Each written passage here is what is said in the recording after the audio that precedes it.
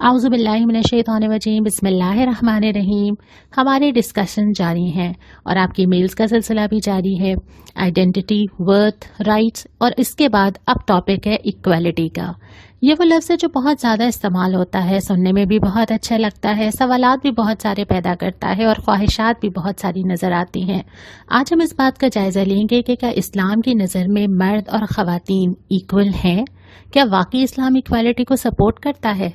पहले हम उन चीज़ों का जायज़ा ले लेते हैं जो कुरान और हदीस के रूह से मर्द और ख़वातीन को बराबर अता की गई हैं। इससे आगे भी बात करेंगे और ये सिलसिला जारी रहेगा। हमने जैसा कि पहले पढ़ा, ख़वातीन को बहुत सारे जो हुकूक इस्लाम में दिए गए हैं, इसमें बेशतर चीज़ें ऐसी हैं जो कि दोनों सिनफों के लिए बराबर हैं। सबसे पहली चीज़ माशरे में उनका स्टेटस, जो कि सूरह निसा खलक़कुम मिन नफ्सिन वाहिदा, जिसने तुम्हें एक जान से पैदा किया, दोनों इक्वल हैं। फिर आ जाता है नॉलेज, इल्म हासिल करो, मर्द हो या औरत, इक्वालिटी नज़र आती है। फिर आता है अगर तुम्हें निकाह करना है तो दोनों की मर्जी मालूम करो, मर्द की भी और औरत की भी। उसके बाद आते हैं सोशल राइट्स, माशरे के अंदर जो मकाम, जो चीज़ें मिलनी चाहिए दोनों को इक्वली मिलेंगी। लीगल स्टेटस दोनों का बिल्कुल बराबर है। इसके साथ साथ इस्लाम जो मोरल्स देता है और उसके ऊपर जो अकाउंटेबिलिटी करता है, उसमें वो वाज़े तौर पे बता देता है कि दोनों में कोई फ़र्क नहीं, जिसने जो किया वो अजर पाएगा। मैं तुम में से किसी का अमल ज़ाय करने वाला नहीं हूँ, ख्वाह मर्द हो या औरत, सूरह आल इमरान की आयत। उसके बाद फिर रिवॉर्ड देने में भी वो ये फरमा देता है, वमा तफ़अलू मिन खैरिन फ़इन्नल्लाह बिही अलीम, सूरह बकरा में, जो खैर करोगे अल्लाह ताला के पास पालोगे। बेसिक राइट्स, खाना, कपड़ा, छत, तमाम चीज़ें, कुछ जिम्मेदारियां हुकूमत की और कुछ जिम्मेदारियां घर की, लेकिन दोनों को दी जाएंगी।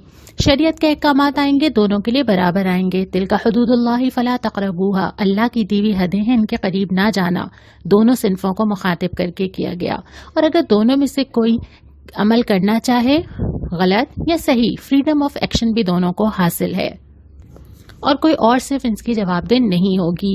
कोई बोझ उठाने वाला किसी दूसरे का बोझ ना उठाएगा, सूरह ज़ुमर आयत नंबर 6 के मुताबिक। और फिर जो जो करेगा उसके मुताबिक रिवॉर्ड मिलेगा। जस्टिस दोनों का हक है, इसमें यह भी शामिल है कि उसको इंसाफ मिले और ये भी शामिल है कि अगर वो कोई ज्यादती करे तो उसको उसकी सजा भी दी जाए। इन तमाम चीज़ों में अगर कोई चीज़ तरजीह देने वाली है तो वह आमाल है। इन्ना अक्रमकुम इंदल्लाहि अत्काकुम, तुम में से ज़्यादा इज्जत वाला, ज़्यादा मुअज़्ज़ज़ वो है जो ज़्यादा तकवा रखता है। यहाँ पे ये बात समझना बहुत ज़रूरी है कि इस पूरी इक्वालिटी के साथ भी अफराद इंडिविजुअल पर्सनालिटीज़ रख सकते हैं। दो लोग मुख्तलिफ हों, मुमकिन है कि दोनों को यकसा इज्जत, अहमियत, मकाम मिले। दोनों का यकसा होना इक्वालिटी के लिए ज़रूरी नहीं है। यहाँ पे एक मिसाल जो बहुत ज़्यादा कोट की जाती है, आपके समझने के लिए रख देती हूँ। मिसाल के तौर पे कुछ अफराद हैं जिनकी मुख्तलिफ फिजिकल नीड्स हैं, कंडीशंस है, सूरत हाल है। इन सब के लिए अगर बराबर हल तजवीज़ किया जाए तो क्या ये इक्वालिटी है? जैसा कि आप इस तस्वीर में देख रहे हैं, इनका हल ये है कि इनके साथ इक्विटी का मामला किया जाए। इक्वालिटी बराबरी है, जबकि इक्विटी अदल है। इस्लाम का पूरा निज़ाम इक्विटी की बुनियाद पर है। यहाँ पर अगर तमाम अफराद के साथ इक्वालिटी का मामला रखा जाएगा तो इससे बड़ा जुल्म कोई नहीं होगा। इसीलिए इस्लाम अदल की बुनियाद पर कायम किया गया मजहब है और इसकी तमाम तालीमात इसी इक्विटी की बुनियाद पर हैं। मुख्तलिफ अफराद बराबर हैं लेकिन मुख्तलिफ हो सकते हैं। उनका आइडेंटिकल होना ज़रूरी नहीं है। उनकी स्किल्स अलग हो सकती हैं, उनकी इमोशंस अलग हो सकते हैं, लेकिन इसके साथ साथ इसमें से किसी को किसी पर तरजीह हासिल नहीं है।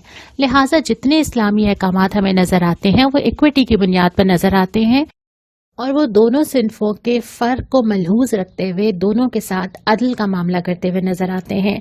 ये भी याद रहे कि हमने जितनी चीज़ों का जिक्र किया है ये एक इंसान के तौर पर है, लेकिन यही दो इंसान जब एक घर बनाते हैं तो उसके बाद उसके अंदर अदल की बुनियाद पे जेंडर रोल्स डिफ़ाइन कर दिए जाते हैं। ये जेंडर रोल्स क्या है, ये हमारा कल का मौजू है।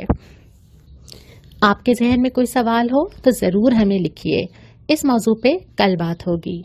अस्सलामु अलैकुम व रहमतुल्लाह।